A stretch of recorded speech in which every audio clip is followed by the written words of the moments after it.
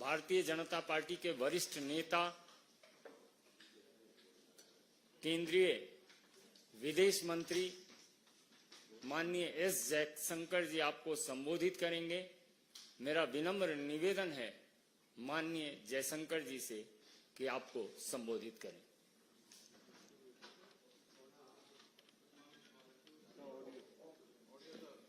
Good morning to all of you. I know it's a little bit early, so thank you for making the effort. Today's press conference is about the Kachatibu issue and also the situation of Tamil fishermen which arises from it. Now, maybe all of you may not be completely familiar with Kachatibu, the whole problem. So let me first explain what the issue is, and then I want to tell you today what has really transpired, which has created the issue, and why that issue is today relevant to all of us. Why are we debating it today? In 1974, India and Sri Lanka, in June 1974, concluded an agreement where they drew their maritime boundary. And in drawing the maritime boundary, Kachatibu was put on the Sri Lankan side of the boundary. This agreement of 1974 had three other clauses. One clause which said that each country shall have sovereignty and exclusive jurisdiction and control over the waters. The second clause, Article 5, it gave to Indian fishermen that they will continue to access Kachatibu as hitherto and will not be required to obtain travel documents. And the third one, that the vessels of India and Sri Lanka will enjoy in each other's waters such rights that they have traditionally enjoyed. So this was the agreement which was reached in 1974 in June. Now when this agreement was presented before Parliament, the then Foreign Minister, Sri Swaran Singh ji, he actually assured the Parliament, and I am reading his words, I feel confident that the agreement demarcating the maritime boundary in the Park Bay will be considered as fair, just and equitable to both countries. At the same time, I wish to remind the honourable members that in concluding this agreement, the rights of fishing, please note, the rights of fishing, pilgrimage and navigation, which both sides have enjoyed in the past, have been fully safeguarded for the future. This was the assurance that the then Foreign Minister, Sri Swaran Singh ji, gave in Parliament at that time. 1974, July 23, 1974. Now, in less than 2 years, actually, there was another agreement between India and Sri Lanka through an exchange of letters. And in this agreement, now India proposed the following. Again, I'm reading to you from the original document. With the establishment of the exclusive economic zones by the two countries, India and Sri Lanka will exercise sovereign rights over the living and non-living resources of their respective zones. The fishing vessels and fishermen of India shall not engage in fishing in the historic waters, the territorial sea, and the exclusive zone of Sri Lanka. So, 1974, assurance is given. By 1976, an agreement is concluded which actually gives away this assurance. Now, once this agreement in 1976 was concluded, there then evolved a position, a standard position you can say, of the government on this matter. And I'm reading to you an example. This is from 2006. It is a question which is answered by the then Minister E. Ahmed on the floor of the Parliament. And he says, Mr. Ahmed, the 1974 agreement on the demarcation of the international maritime boundary line between India and Sri Lanka, as also the exchange of letters of 1976 on this issue of fishing rights, stipulate that the fishing vessels and fishermen of India shall not engage in fishing in the historic waters, territorial seas and the EEZ of Sri Lanka. So this is now the position which is taken by the government as a regular position. I am only giving you one example from 2006. So what has happened? What has been the consequence of this? In the last 20 years, 6,184 Indian fishermen have been detained by Sri Lanka. 6,184. And in the same period, 1,175 fishing vessels, Indian fishing vessels, have been seized, detained, apprehended by the Sri Lankans. So this is really today the background. This is the issue that we are discussing. Now you can ask, why are we discussing it? And the answer is, in the last 5 years, in the Parliament, in the Consultative Committee, we have repeatedly, this issue, Kachativu issue and the fishermen's issue, has been repeatedly raised by various parties, by all parties, I would say. As I mentioned, in Parliament, it has come up as Parliament question. It has come up in debates. It has been raised in the Consultative Committee. And in fact, Chief Minister of Tamil Nadu has written to me numerous times. And my record shows that to the current Chief Minister, I have myself replied 21 times on this issue. So please understand, this is not an issue which has suddenly surfaced. This is a live issue. It is an issue which has been very much debated in Parliament, in Tamil Nadu circles as well. It has been the subject of correspondence between the union government and the state government. And as I said, 21 times I have myself replied to letters. Now, every political party in Tamil Nadu has taken a position on this. And here, one of the reasons why we are debating it is, in looking at these two issues, the Kachativu issue and the fishermen issue, two parties, the Congress and the DMK, have approached this matter as though they have no responsibility for it, as though the situation is for central government, today's central government, for them to resolve. There is no history to this. This has just happened. They are the people who are taking up the cause. That is the way they would like to project it. So the purpose of the press conference today, why I am talking to all of you, is we believe that the public has a right to know. The public has a right to know, how did this situation come about? How was Kachativu, how was the 1974 agreement reached? How was Kachativu given away? How was the fishing issue handled? Because please understand, the fishing issue actually emanated from a 1976 agreement. So there are two agreements we are talking about. So because these have been live issues, because they have been discussed earlier also in Parliament, two documents were sought from us as an RTI request. And these were provided. One was a document about Ministry of External Affairs, summary background note for the meeting of the Informal Consultative Committee in 1968 on this issue. And the second was a record of discussion of a meeting between the then Foreign Secretary and the then Chief Minister of Tamil Nadu, Honorable Kalaignar Karunanidhi, in June 1974. Now, the point today is, we know there are two agreements. We know there's a 1974 agreement. We know there is a 1976 agreement. We know who did this. How has the situation arisen?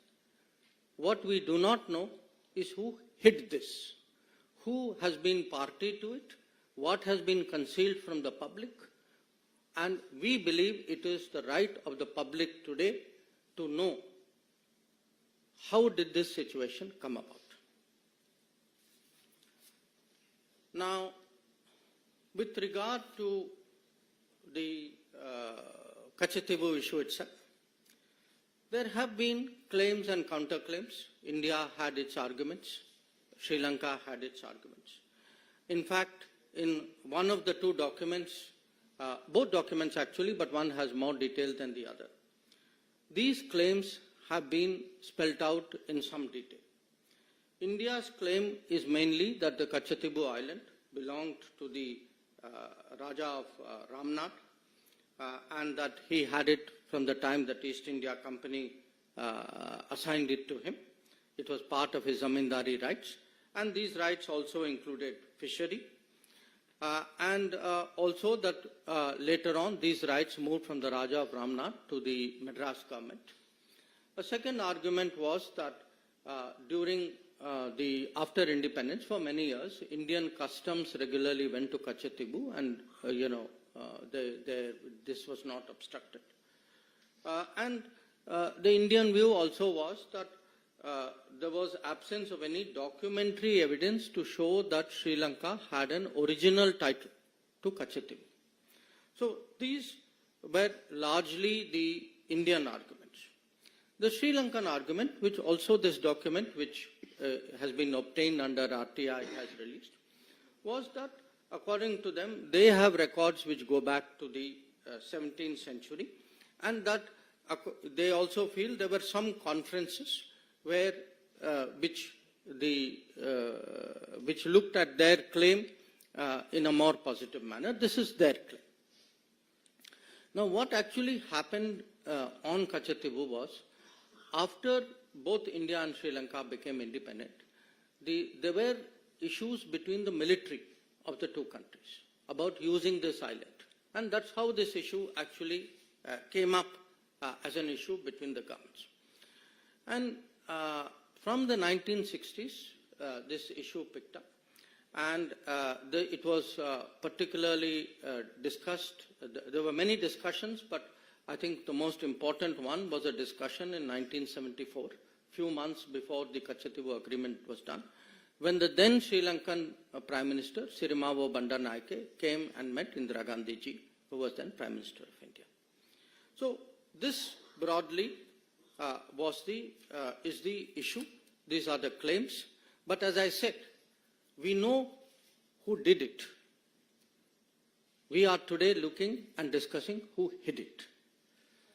Now, in all of this, whenever there is a territorial dispute, it is natural that there is a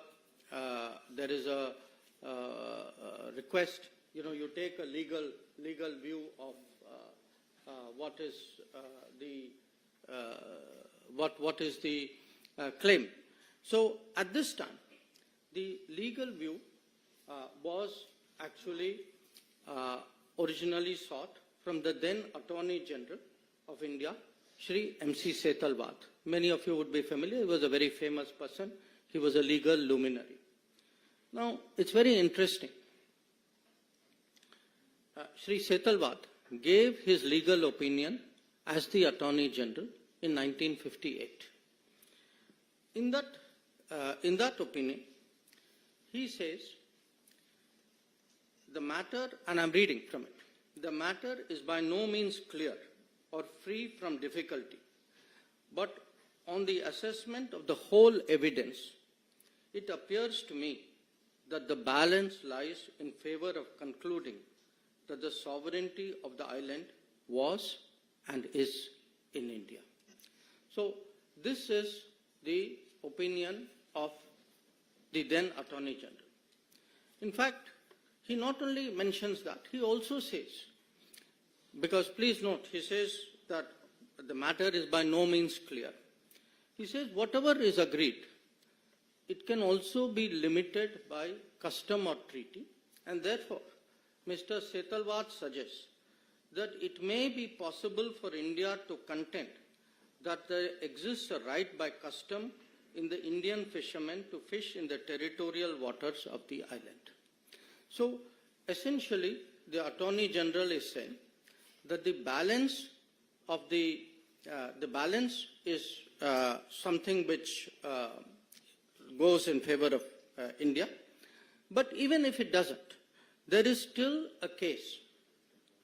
There is still a case to insist on fishing rights, access of Indian fishermen to the waters of this island. Now, interestingly, other than the Attorney General, you know, the Ministry of External Affairs also has a legal department. So we had a gentleman there at that time called Dr. K. Krishna Rao. He was a very eminent person dealing with international law. And Mr. K. Krishna Rao also takes a very interesting view. He says, I'm not suggesting that we have no case at all, but I submit that our legal case in this connection may be used to obtain fishing rights around the island. So what we have essentially is, you have the main legal people, and please bear in mind, we are talking 1958 and 1960. The main people actually saying, look, we have a case, it may not be 100% case, we don't know where this case may go, but at least we should insist minimum that we should get fishing rights. And as I told you at the beginning, the island was also given away in 1974, and the fishing rights were also given away in 76. And whether in 74 itself, was there any sincere effort to press for fishing rights? I think I'll leave it to you to conclude, because 1976 shows otherwise. Now, if this is the situation, you will ask, how did this happen? Now, how did this happen has many aspects to it. One, and perhaps to me the most basic, I would say recurring one, is actually the indifference shown by the central government, by the prime ministers of the day then, about the territory of India.